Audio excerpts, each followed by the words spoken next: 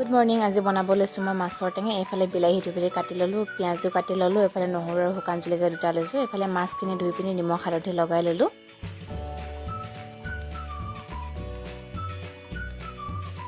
গেছতে তাৱাখন পতাৰ পাছতে মই তেল ঢালি লৈছিলোঁ। তেলখিনি গৰম হোৱাৰ পাছতে মই মাছ এপিচ এপিচকৈ দি লৈছোঁ।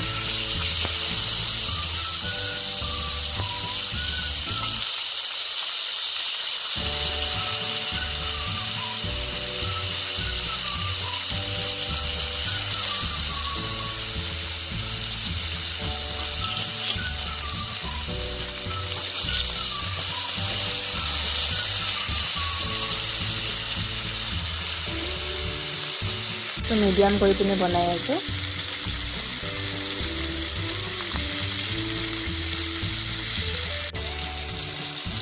মাছখিনি হেতা খুন্দি পালটি মাৰি লৈছোঁ।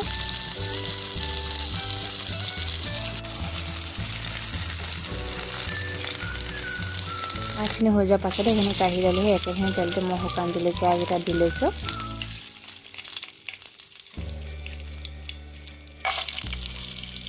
সৰুখিনিও মই গোটাকৈ দি লৈছোঁ।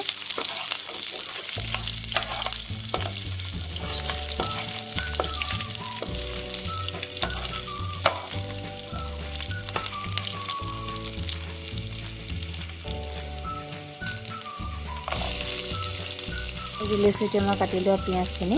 এতিয়া এইখিনি মই অলপ দেৰি ভাজি ল'ম।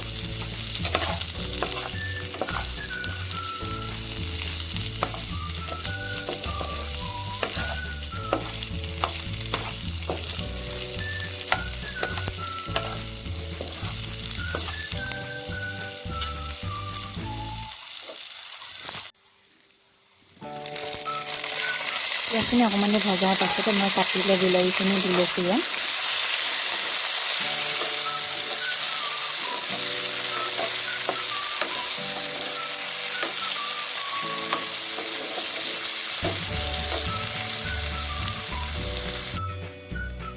তেল এখনত লৈ লৈছোঁ নিমখ, হালধি, ধনিয়া পাউডাৰ আৰু মই ফিছ মছলা দি লৈছোঁ। এই গোটেইখিনি এতিয়া মই বিলাহীখিনিতে ঢালি লৈছোঁ।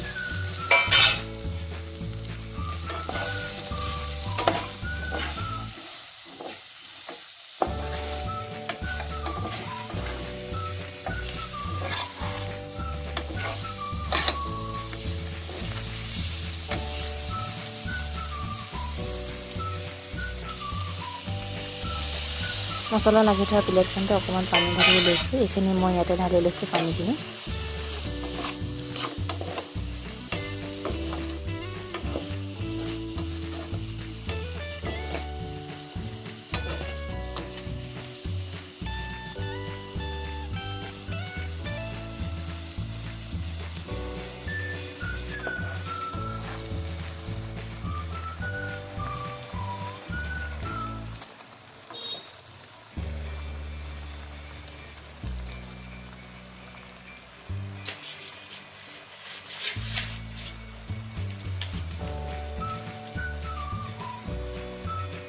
এইখিনি অলপ সিজাৰ পাছতে মই ফ্ৰাই কৰি মাছখিনি দি লৈছোঁ।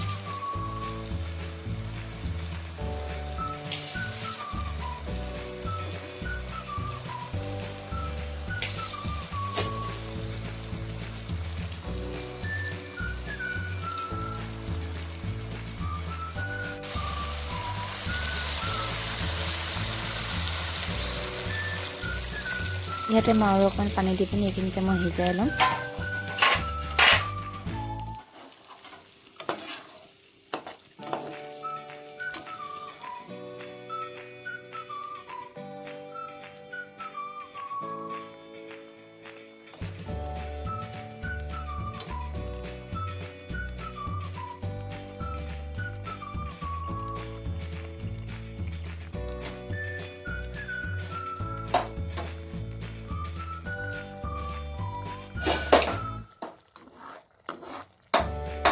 এইখিনি মোৰ ভাগৰ হৈ গ'ল। চাওকচোন দেখিব ইমান ধুনীয়া লাগিছে। যদিহে আপোনালোকে ভাল পালে লাইক আৰু কমেণ্ট এটা কৰি দিব। আজিলৈ বাই বাই।